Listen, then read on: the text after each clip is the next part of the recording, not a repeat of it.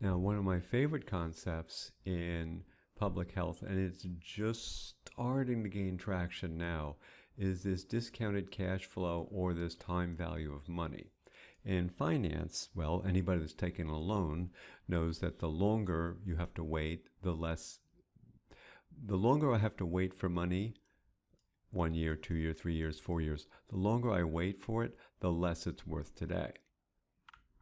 And that's all the time value of money means.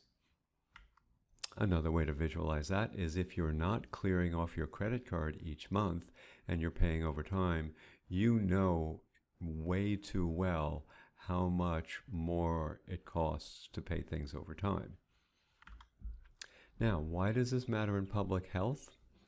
Well, a lot of our decisions look at the health and a health outcome. Now, the question, however, is let's look at that outcome. We're focused, and a lot of people in public health, they're all basically from a service orientation, like public health workers and counselors and stuff like that. Many people are focused on the outcome today. This woman is pregnant now. How do we improve that? How do we reduce the odds of this pregnancy right now having a low birth weight or a preterm birth outcome? So they're looking at the outcomes now. But how about the outcome, the pregnancy in 3 years? The person who's going to be pregnant in 3 years, is that outcome valued the same as this one today? And the answer is generally it's not.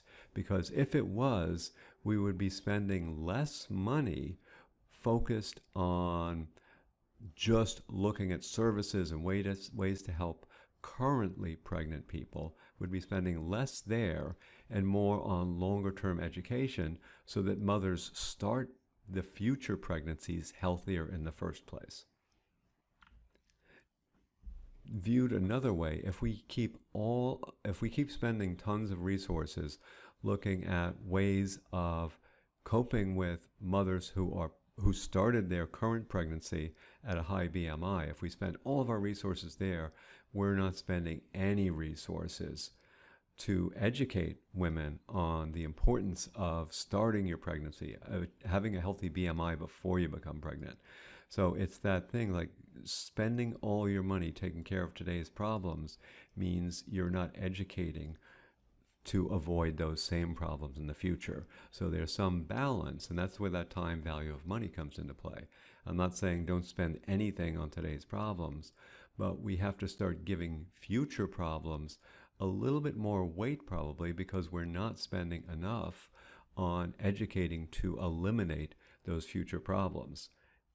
Bluntly, if we keep spending all our money here on solving the problem when it already presented, then that problem will, by definition, persist into the future because we're not educating people on why starting the pregnancy healthier was more important in the first place.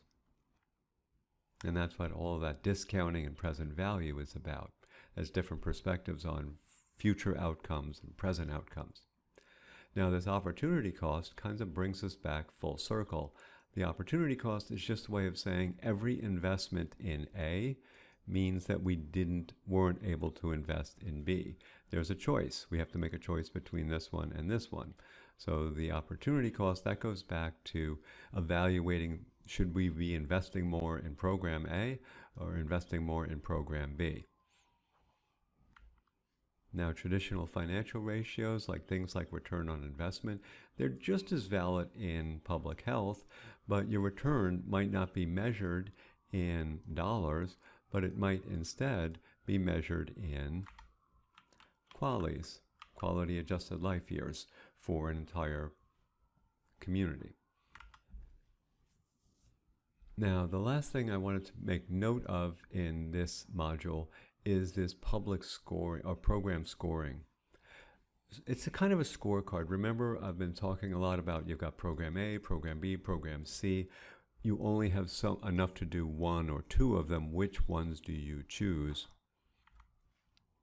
And that is where you can think of every program as having we talked about that business plan, but that business plan has a face sheet, and that face sheet will have things like how much money is it going to take to do?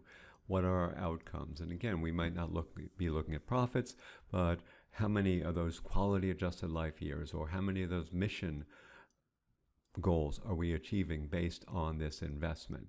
Now, every program has one of these sheets. So I have sheets for all our different programs. And if you've ever been in a meeting, basically your boards of directors or the people who decide where the money goes, they look at all the programs, each one. So there's like 10, 20, 30 of these programs they have to evaluate.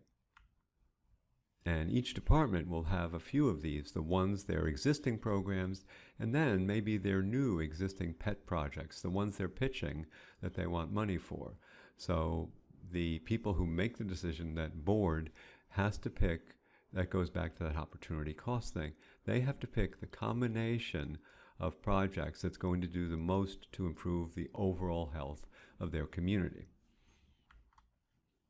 And a good perspective is to think of the people making this decision, your board of directors or community board, to think of them as basically investors who want to maximize their returns.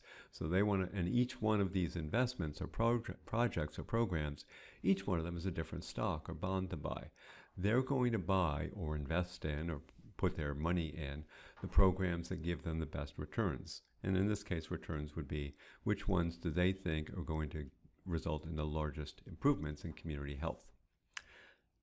So that's an overview on how some of those financial tools can be used in a public